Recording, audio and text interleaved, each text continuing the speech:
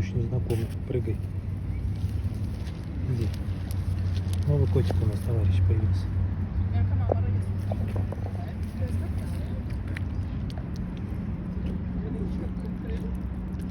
Такой маленький, красивенький котик с аккуратненькими усиками.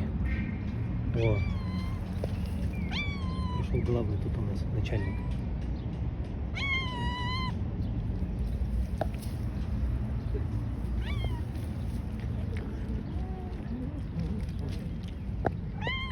Сейчас мы тебе тоже дадим. Не-не-не-не, не рычать, дружить. Давай, правильно, я сейчас тебе тоже дам. Подожди, мою счастье, сейчас тебе тоже дам. У нас же какой принцип? Чем больше котиков, тем лучше, правильно? Сейчас я достану пакет, подожди. Это маленький, пускай покушает.